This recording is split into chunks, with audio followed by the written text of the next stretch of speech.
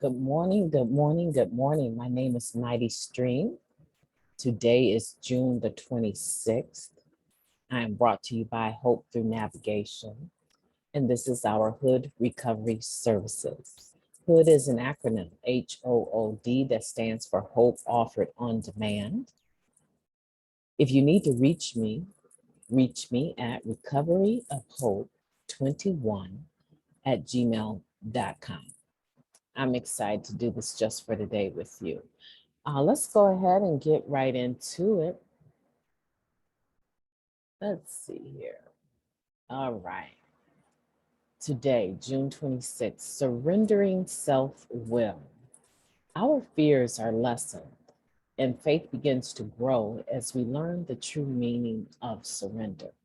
We are no longer fighting fear, anger, guilt, self-pity, or depression. Basic text, page 27. Surrender is the beginning of a new way of life. When driven primarily by self-will, we constantly wondered whether we covered all the bases, whether we'd manipulated that person in just the right way to achieve our ends, whether we'd missed a critical detail in our efforts to control and manage the world. We either felt afraid, fearing our schemes would fail, angry or self-pitying when they fell through, or guilty when we pulled them off. It was hard living on self-will, but we didn't know any other way. Not that surrender is always easy. On the contrary, surrender can be difficult, especially in the beginning. Still, it's easier to trust God, a power capable of managing our lives, than to trust only ourselves, whose lives are unmanageable. And the more we surrender, the easier it gets. When we turn our will and our lives over to the care of our higher power, all we have to do is our part as responsibly and conscientiously as we can. Then we can leave the results up to our higher power. By surrendering, acting on faith, and living our lives according to the simple spiritual principles of this program, we can stop worrying and start living. Just for today, I will surrender self-will. I will seek knowledge of God's will for me and the power to carry it out. I will leave the results in my higher power's hand. You know, this is a soothing just for today in a meditation. And I feel like the person that wrote the one yesterday probably wrote this one as well. It's very spiritual minded to me, and it goes like to a deeper level to me. Because here we're talking about the fact that we already know that our lives were unmatched. And the way that we came into recovery, we'll never forget the way that we came into recovery, right? But what we came from, we're comparing what we came from to who we are today. So this might not apply. This might not apply if you find yourself clean, but not serene. This may not apply to you if you find yourself not using drugs, but still caught up in your character defects and in some sense, a unbelief or a lack of faith in your higher power to take care of your circumstances. Now, if that's the case, then you are probably still fixing, managing, and controlling certain aspects of your life so that you can get the outcome that you want. Okay, so this may not apply to you, but it can, right? If you're that person, MightyStream wants to say to you, you can turn this around at any time that you decide that you want to take your surrender to a deeper level. But by far the majority of us individuals that have come into the program with the gift of desperation, because the gift of desperation brings something else. The gift of desperation brings to you the ability to say, I was not winning. I was not winning by a long shot. Now I'm alive, I'm breathing. I have the ability to make sound decisions, make choices. And one of the things I choose today is not to take on the weight of the world on my shoulders. I want to tell you, the people that I see operate with that line of thinking, that spirit of thinking of complete surrender, right? I have seen them in some of the stickiest situations where they could have justifiably been angry, could have justifiably snapped on someone, um, and they chose to stay still. They chose to go the high road. And these are individuals, when I look at my community, these are business owners. These are people that have 501c3s. These are people that have doctorate degrees, master degrees. They have decided to use that energy for something else, some other vision that they have. And the doors just seem to keep opening, one door after the other.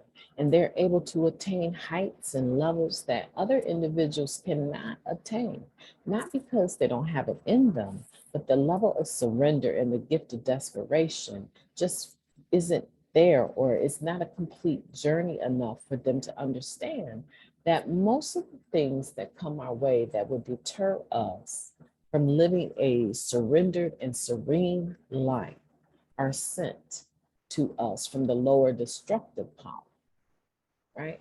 The basic text talks about a lower destructive power. Some of you out there, you might call that power Beelzebub. Some of you might call it Satan. Some of you might call it your disease, the devil, imps.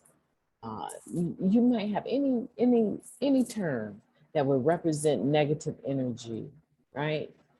You would refer to it as that, having the ability to sin and cause chaos in your life, right? But the people that get past that are the ones that have surrendered their self-will. Because your self-will automatically wants to defend you. I was told the truth don't need to be said. The truth don't need to be spoken. It needs to be seen, right? And so there's two sides of that, because I believe that in the face of injustice, if you're silent, then you're condoning, right? So there are times where we need to use our voice and speak up. So the point that I'm making is that self-will can only take you so far. Self-will is completely dependent upon yourself to be the overcomer, right? And we've run people in the ground. We've manipulated people to horrible extents, trying to make sure that we covered all our bases. We remembered all our lives, and we put the show, the act, and we were the main character, but we put that show or that act and showcased it as beautifully as we possibly could. Every day we woke up, we were actors. Every day we woke up, the show was on, because we needed to make sure at the end of the day we had what we wanted, when we wanted it, how we wanted it. We were very self-centered, and no one out there can deny that was actively using, lived a life of the disease of addiction. No one can deny that, because that's what you had to do. Even if you started out using and you were wealthy, at the end of the day, you were broke as anybody else. You were as bankrupt as anyone else. Even if you was the dope man, you ended up being the monkey that could not sell bananas. You ended up using your own product, and then you had to figure out how you was going to replace the money for that. Right? So let's just be honest and keep it 100 about how we use and why we use. Our self-will ran riot, right? But we don't have to do that anymore. We have a higher power. We have a wheel that's not broken, a system. This wheel has 12 spokes on it. Every spoke is one of our steps, and every step that we have on this wheel has a spiritual principle that can be aptly applied if we are pliable, right, to our lives. And so that's what we're talking about today, the difference in how we used to wake up compared to how we wake up now. You know, I have a lot of things going on, right? MightyStream has a lot of things going on. I'm a second year degree, graduate degree student. So now, you know, here within the next 6 months or less, I want to say maybe 4 months, I will start my internships.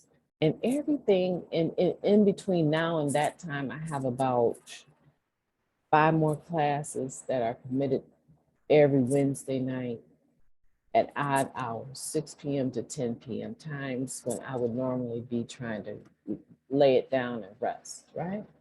So I have that going on. And I have other things that are going on. And so I know that you do too, right? I know that you have other things that are going on, and some of them very beautiful, right? There's only 24 hours in a day, and those 24 hours are going to pull on your energy. And if you don't sort it out now, you will find it pulling on your energy that you manufacture. And you will only be able to complete those tasks through self-will. Or you can complete those tasks with the grace of your higher power on your side, showing you what to do, when to do, what yeses to say yes to, and what no's to say no to, and giving you the strength and the power and the ability to carry out your higher power's will. Not just your will, but that divine will that benefits others as well, not just you, but in a way that is healthy. I could do 100 things a day. People, when you're a person that accomplishes a lot of things, people want your energy, and they will pull, pull, pull, so that you can be on, you can be a part of their their blessing, right? I want to say their agenda. I was going to say navigation, but a part of their agenda, right? So, and that's good, because if you got that kind of skill, that means that you can be a team player and make the kind of money that you want to make, right? But everything is not for you. You know, the job I do today, I love what I do. I love being a recovery navigation coordinator for Hope Through Navigation. And very soon I will be taking the directorship of the Recovery and Resiliency Trauma Center of Hope. I love that, right? I'm able to bring who I am, who I've been and developed to be in recovery and spiritually speaking, to this agency. I love what I do, okay?